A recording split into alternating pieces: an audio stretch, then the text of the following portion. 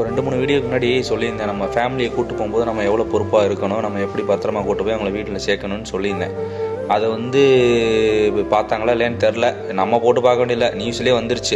அந்த மாதிரி சேஃபாக போகாதனால என்ன ஆயிடுச்சு, ஒரு ஃபேமிலிக்கு என்ன நடந்ததுன்னு. அதே மாதிரி இப்போ பார்த்தா நேற்றும் அதே மாதிரி தான் நான் பார்க்க வேண்டியிருக்கு. டெய்லி 2 பேர் கம்பல்சரி நம்ம கண்ணில் மாட்டுறாங்க. இல்லை நமக்கு மட்டும்தான் இப்படி நடக்குதான்னு தெரியல. அவங்க இப்படி போகிறது, அவங்க தான் கொஞ்சம் பொறுப்பாக அக்கறையாக இருக்கணும். வண்டி ஓட்டிகிட்டு போகிறவர் முன்னாடி குழந்தை இருக்குது, அப்போ ஃபேமிலி ஹஸ்பண்ட் அண்ட் ஒய்ஃப் போகிறாங்க, அவ்வளோ சீரியஸாக பேசிட்டு போகிறாங்க.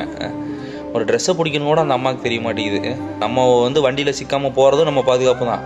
அதையும் நீங்கள் பார்த்து பத்திரமா தான் ஹேண்டில் பண்ணணும். அதை வண்டி வச்சு உட்காந்து ஓட்டிகிட்டு போகிறவருக்கும் அந்த அக்கறை இருக்கணும். ஏன்னா நீங்கள் தப்பு பண்ணுறீங்கன்னு சொல்லலை, நீங்கள் ஏமாறுறீங்க. உங்களுக்கு தெரியாமல் நீங்கள் வேறு இதில் சீரியஸாக இருக்கனால இதை மறந்துடுறீங்க. இதில் கொஞ்சம் கவனத்தை செலுத்தி குடும்பத்தை பத்திரமா வீட்டுக்கு கூட்டி போங்க. ஏன்னா இது நம்ம டெய்லி சொல்லி வச்சு வண்டியில் ஏறும்போது கவனிக்க மறந்துடுறீங்க. அதனால் அதெல்லாம் பார்த்து பத்திரமா போங்க. இது நல்லது, எல்லாருக்கும் நல்லது, உங்கள் குடும்பத்துக்கு நல்லது. Okay, thank you. நம்ம பேஜை ஃபாலோ பண்ணுங்கள். நன்றி.